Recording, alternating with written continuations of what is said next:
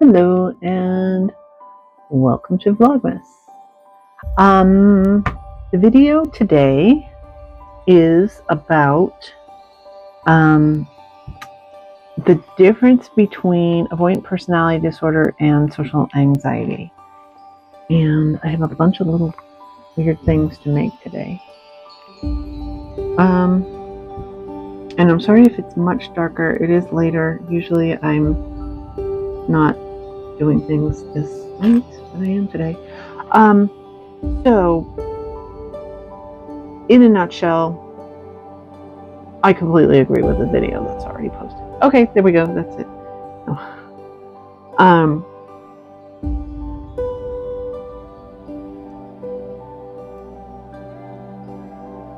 trying to figure out what I'm doing here. I'm sort of following along. Which is which? This one is right.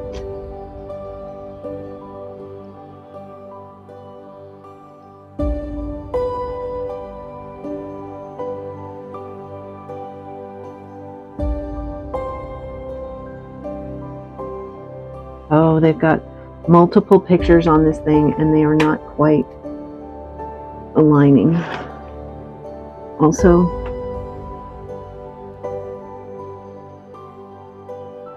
that little ball is too big to fit.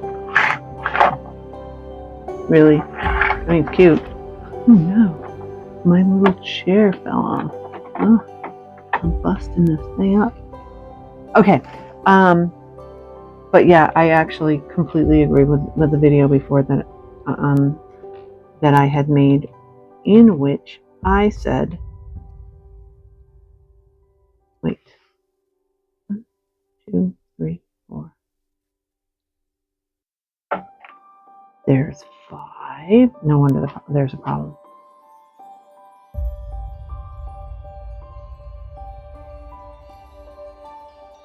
Wait, 1, 2, 3, 4. No, there's 6.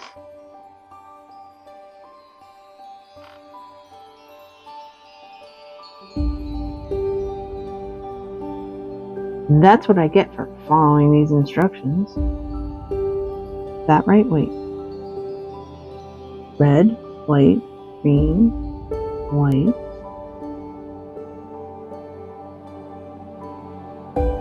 And a white on top. Okay. Yeah. So, oh, there's a white on this thing already. Follow the pictures, not the instructions. In a nutshell, if you're actually doing this thing, there we go. And now it will fit, right? Bingo! And now it fits. And I'm still ripping this thing apart every time I touch it. Isn't it cute? Okay, so back to the subject at hand, which is not actually making the little doohickeys that I'm making, although it could be with this one. There is a difference, obviously to me, between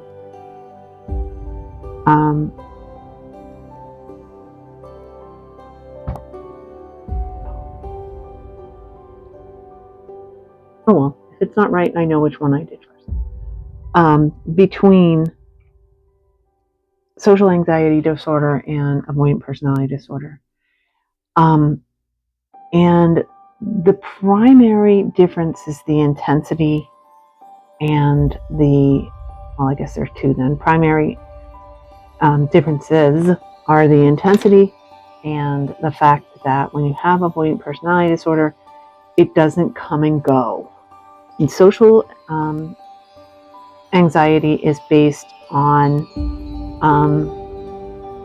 being in a social situation. And so it will go away. If you're not in a social situation, it will calm down.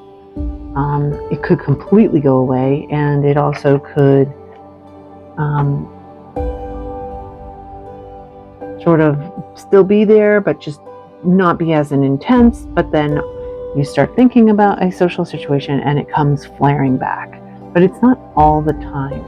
The avoidant thoughts that you have are there all the time, to the point where sometimes it feels like you don't have sort of your own personality. Like there's a difference. You can tell there's a difference between the thoughts that you have sort of on your own and the thoughts that happen that are the avoidant protective thoughts.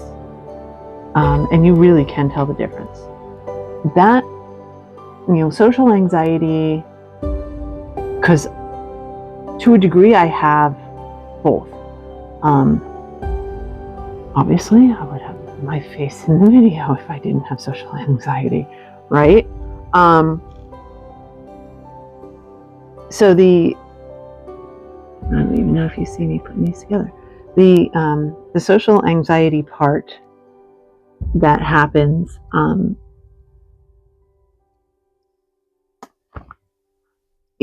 it's definitely something that's different. It doesn't feel organic at all. You're never going to sit there and think, oh my goodness, this is real. You might think that you're really going to have a heart attack or something, depending on how bad the social anxiety is for you. But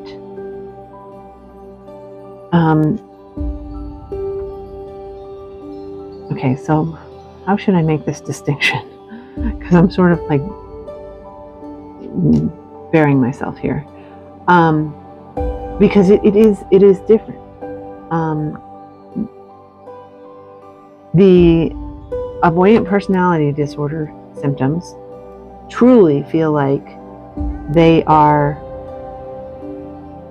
they come in and they take over the thoughts that you're having, and it doesn't, you're just not feeling the same way anymore. But when you have social anxiety, it feels like it's coming from a more sort of organic place. What am I making? I'm making like a little tree or something? I'm gonna have to find a sticker. Oh no.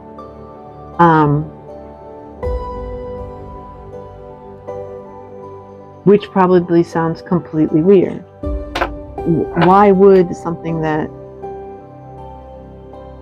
is so horrible and torturous, why would that feel like it's legitimate? I mean, it really does. It feels like it's sort of like part of your body. And that's why you can have such sort of extreme, okay, no, it says number 9. Oh wait, number 9 is the clock. What are they talking about? I think it's these guys. See, there's the picture. It's these guys. See this little thing? Really cute, but... And also, I don't know if both of them go on here. Okay, I'm going to put one on, and then probably the second one also goes on the other side. But I'm going to wait before I put that on because I won't be able to take it. And it goes like that.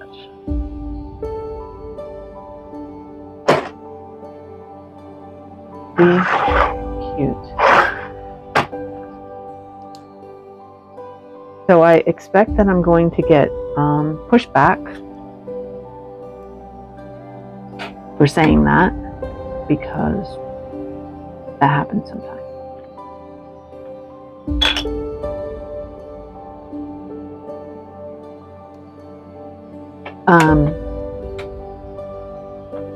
Because some people might feel completely, radically different from what I just described, and that is fine. People can have different experiences with it. Again, I think it's really obvious when there's total polarity with the avoidant personality disorder.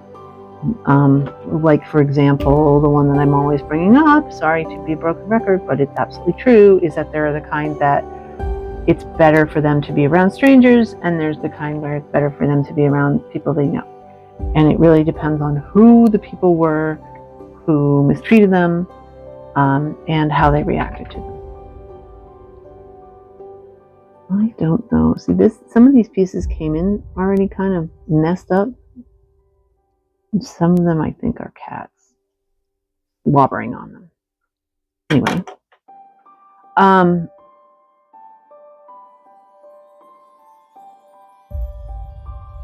So we go forward from there. And this is again a really sort of disjointed video, but again it is so completely just me reiterating what I said in that other video. I mean, of all the videos I've made, that's the one where I'd say just go back and watch it again, because there really isn't much else to add to it. Little snowman. Isn't he cute?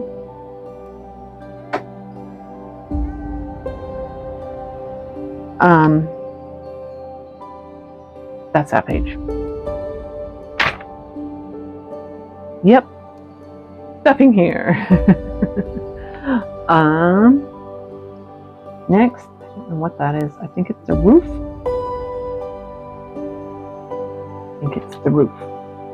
We'll stop here. So what do I think is the difference between both of them? The big thing, again, this is going to be annoying to some people. The big thing I would say is check and see, get a proper diagnosis, because it's a matter of degrees as far as the difference between avoidant personality disorder and social anxiety disorder. And it's also a difference of where it's originated from. Social anxiety disorder is not so much the protective issue.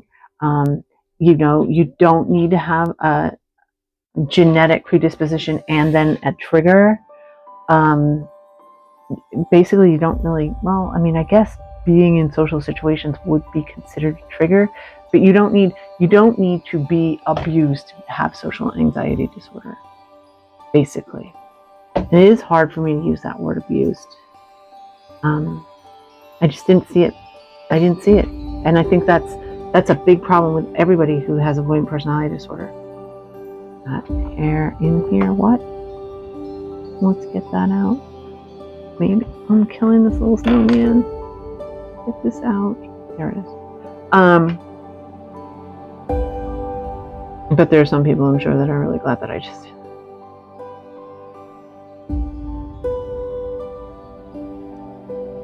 Yeah, social anxiety disorder is just far more common than a full-blown avoidant personality disorder. And again, the reason why, and this is like one of the big ones right there, the reason why I highly recommend people actually go and get a diagnosis is because if you have a social anxiety disorder as opposed to a full-blown entrenched personality disorder, there are medications you can take to stop it. And, and maybe they don't work 100%, but they could work enough that you can get by in your life without being tortured by the symptoms. You can live your whole life. You don't need to waste your life. And I know there's some people that are going to be like, wait, I'm not wasting my life. No, you're living your life as a person with avoidant personality disorder. But if somebody came up to you and somehow convinced you that you couldn't walk or else you would stub your toes. And so you never tried to put shoes on to prevent this toe stubbing from happening. And I know that's like really basic and probably going to offend people by saying that. I have social anxiety disorder. But seriously, and the people who self-diagnose that don't want to go any further, I mean, that's a choice you're making, and you can choose not to live exactly that way. So it's up to you. So I would recommend, again, broken record, get an actual diagnosis. Make sure that you don't just have social anxiety disorder rather than avoidant personality disorder. And if you have social anxiety disorder, then do whatever the person who diagnosed you suggests. Try medication, try therapy, try everything. Try to live without avoidant personality disorder, because it does kind of suck. You know, it does kind of suck. But I think this little guy is kind of cute. So I put these together in this video. This is what it looks like right now from the 4 sides and back inside the little building. And this is on, right? Every time I touch it, I'm afraid I'm popping something off of it. I believe I'm going to start working on the roof next. See, I'm touching it and popping things off. But that's the thing for today. Sorry, there really isn't anything more to say about it, because I covered it so well in the original video. And yeah, I'll see you tomorrow. Bye.